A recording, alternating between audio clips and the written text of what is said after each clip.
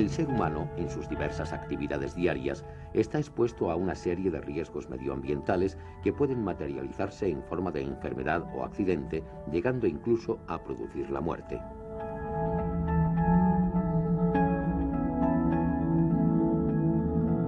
En el mundo laboral nos encontramos también con riesgos para la salud debido a la presencia de contaminantes ambientales en numerosos puestos de trabajo.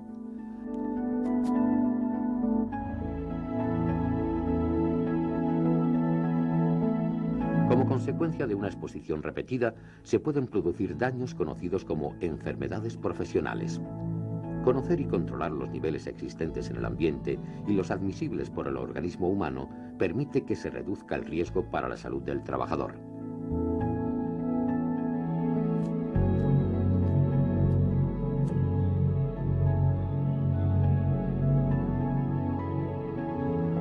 La higiene industrial es la técnica que se ocupa del estudio de las relaciones entre los contaminantes ambientales y el organismo humano, con el objeto de prevenir las enfermedades profesionales.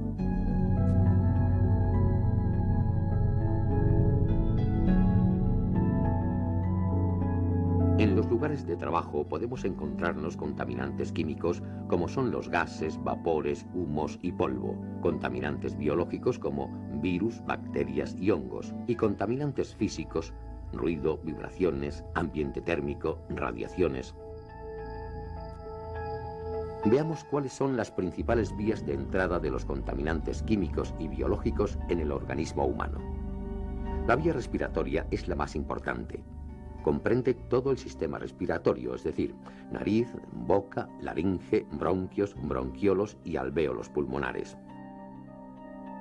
Los contaminantes penetran por esta vía junto con el aire que respiramos y pueden causar su efecto perjudicial en el propio sistema respiratorio o en cualquier otro órgano, ya que al llegar a los alvéolos pulmonares pasan a la sangre y pueden alcanzar cualquier parte del organismo.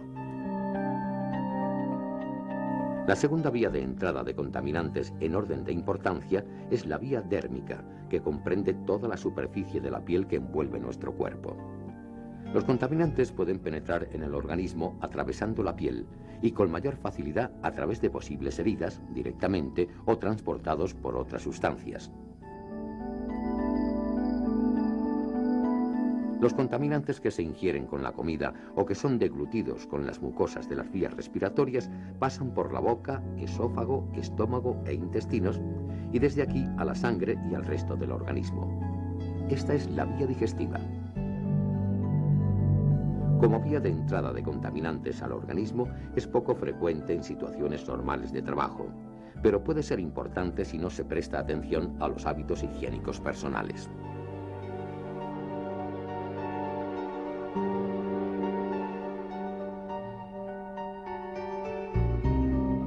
Para determinar hasta qué punto es posible trabajar en un ambiente sin que exista riesgo de contraer una enfermedad, es preciso conocer la cantidad de contaminante existente. La medida puede hacerse utilizando instrumentos que de forma directa indican la cantidad de contaminante en el aire, pero es más frecuente utilizar los sistemas de toma de muestras del aire y realizar su análisis posterior. Este procedimiento es de tipo personal, de forma que el aire muestreado se corresponde con el que respira el trabajador.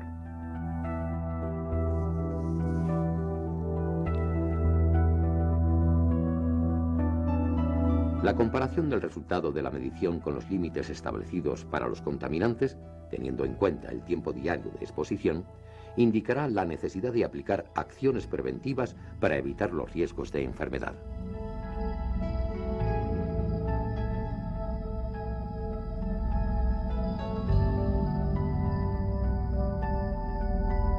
Para evitar los riesgos hay que mantener la cantidad de contaminante en el lugar de trabajo al nivel más bajo posible. Para ello se pueden implantar una o varias de las siguientes acciones. Sustituir las sustancias utilizadas por otras menos nocivas. Aislar el proceso que produce la contaminación. Impedir la dispersión de los contaminantes en el ambiente con sistemas de extracción localizada. Una buena ventilación es una condición obligada en cualquier local de trabajo. Mantener los puestos de trabajo limpios y ordenados es sin duda una condición imprescindible para lograr un ambiente de trabajo sin contaminación. En los casos que estas acciones no sean suficientes para evitar los riesgos, se debe recurrir a los equipos de protección individual. Es necesario lavarse bien las manos antes de comer.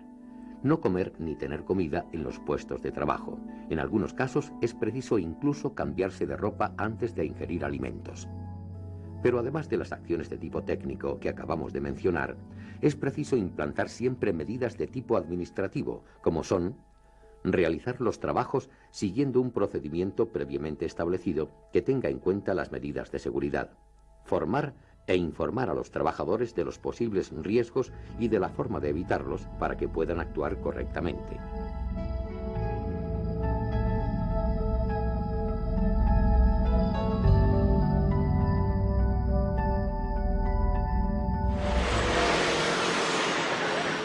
El ruido es uno de los factores más molestos e irritantes para todos los habitantes de una ciudad. Pero ¿hemos pensado qué ocurre en el individuo que está expuesto cada día a un alto nivel de ruido en su puesto de trabajo?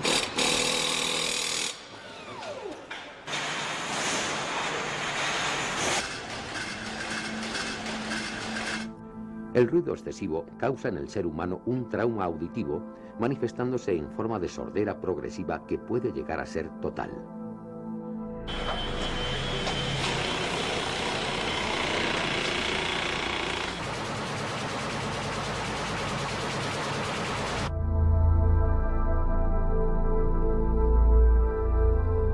Para estimar el riesgo de que con el tiempo se desarrolle una sordera, se utiliza el nivel de ruido diario equivalente, que tiene en cuenta la intensidad del ruido y el tiempo diario de exposición. Se expresa en decibelios A.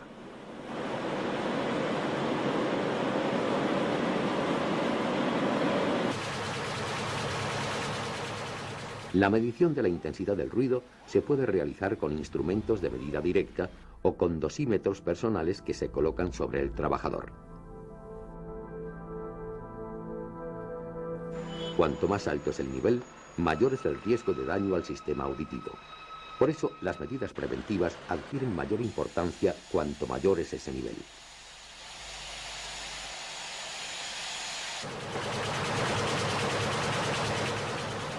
A partir de 80 decibelios A, es obligatorio adoptar medidas de prevención, y estas medidas deben ser más estrictas si el nivel supera el valor de 90 decibelios A.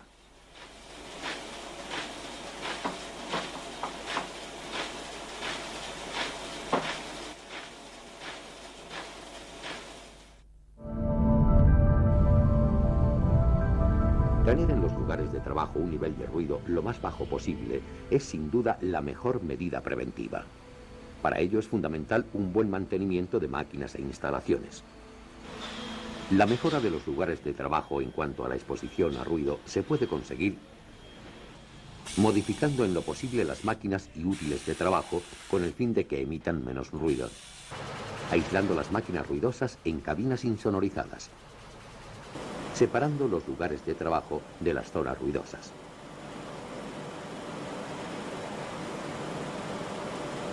Cuando no es posible técnicamente reducir el nivel sonoro, se debe recurrir a la protección individual. Las protecciones individuales frente al ruido pueden ser auriculares o tapones. Los auriculares aíslan totalmente el sistema auditivo, mientras que los tapones están constituidos por materiales blandos que se adaptan al conducto auditivo. La disminución del tiempo diario de exposición al ruido es una medida tan efectiva como la disminución de su intensidad. Así, la disminución del tiempo de exposición a la mitad es equivalente a una disminución de la intensidad del ruido de 3 decibelios A. La formación e información de los trabajadores sobre los riesgos y la forma de evitarlos son elementos preventivos de la mayor importancia.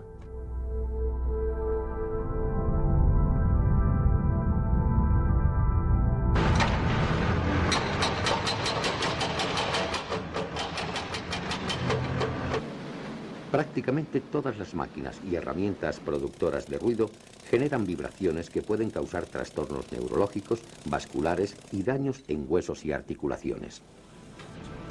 También se producen vibraciones por el mal estado de las máquinas y herramientas debidos a holguras y desgaste de cojinetes. Las vibraciones pueden afectar al trabajador de forma global, cuando todo el cuerpo está expuesto, o de forma localizada al manejar una determinada herramienta.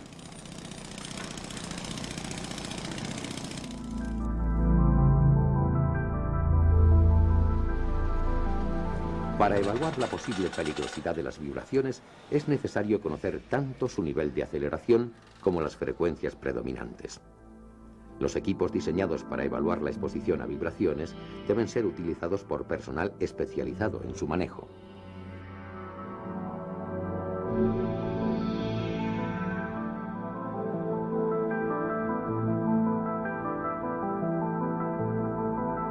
Para evitar o reducir los riesgos que generan las vibraciones, se deben tomar medidas que disminuyan la aceleración transmitida o bien disminuir el tiempo de exposición utilizando, siempre que sea posible, guantes y empuñaduras antivibratorios. La modificación de la masa y la rigidez de la estructura evita vibraciones en la fuente.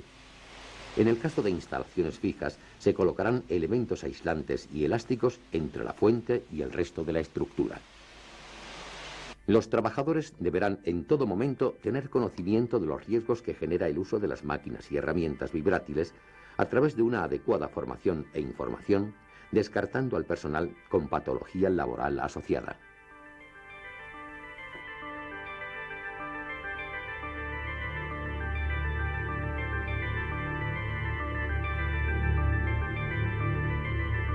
El exceso de calor constituye otro de los riesgos higiénicos importantes. El organismo humano produce continuamente calor y lo pierde mediante el intercambio con el medio ambiente para mantener la temperatura interna constante. En condiciones ambientales extremas existe el peligro de aparición del golpe de calor debido a un aumento incontrolado de la temperatura corporal. Estas situaciones se producen cuando la temperatura, la humedad y la energía radiante del medio ambiente impiden la eliminación del calor generado en nuestro cuerpo por una actividad muscular intensa. El estrés térmico ocasiona deshidrataciones, trastornos cardíacos y circulatorios que pueden llevar a la pérdida de conocimiento e incluso a la muerte por golpe de calor.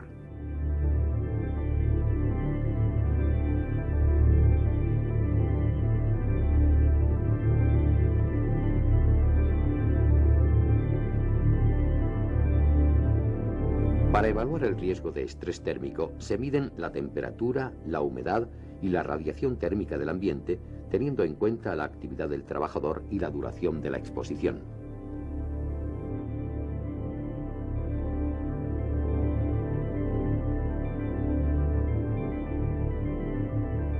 El apantallamiento es la mejor defensa contra la radiación.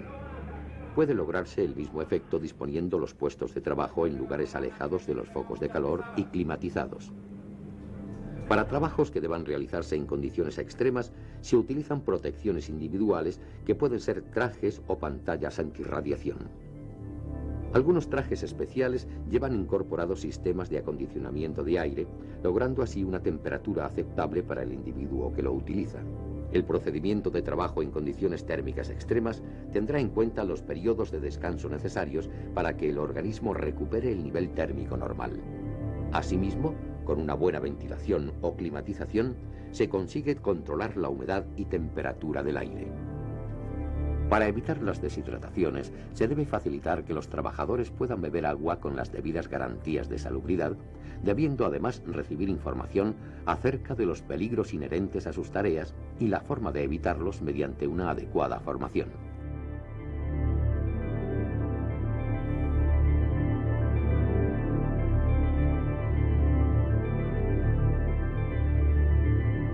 Las radiaciones son energías electromagnéticas que se caracterizan por su frecuencia y longitud de onda. Tienen aplicación en diversas tareas y sectores: hornos, procesos de corte, soldadura, esterilización y medicina nuclear, entre otras. Se dividen, atendiendo a su forma de interacción con la materia, en ionizantes y no ionizantes, pudiendo producir distintos efectos en el organismo, tales como quemaduras y destrucción celular, e incluso, a largo plazo, cáncer.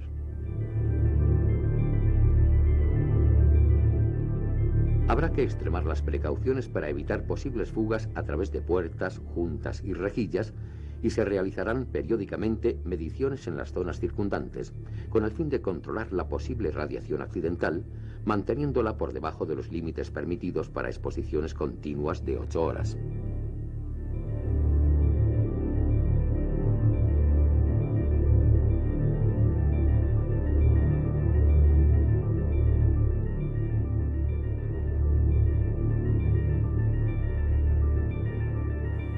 Para evitar el acceso de forma accidental a zonas con riesgo evidente, se pueden colocar pantallas de vidrio con componentes metálicos. Dado que la densidad de potencia decrece con la distancia, una buena medida preventiva es alejar al trabajador de la zona de emisión. Una adecuada formación de los trabajadores contribuye a evitar los riesgos innecesarios.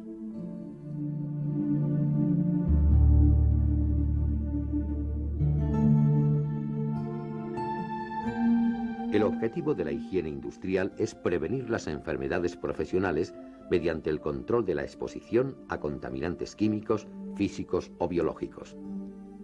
Para ello, debemos efectuar el análisis de las condiciones de trabajo y de los contaminantes presentes, seguido de una evaluación que nos permita conocer los riesgos higiénicos y poder evitarlos.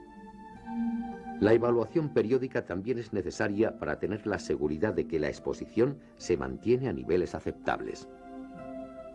Medidas preventivas, tales como la realización de reconocimientos médicos previos y periódicos, la eliminación de los contaminantes del ambiente, su aislamiento, la protección colectiva e individual y una adecuada formación e información, siempre tienen como objetivo mejorar las condiciones laborales para que nuestra salud no sea dañada a causa del trabajo que realizamos.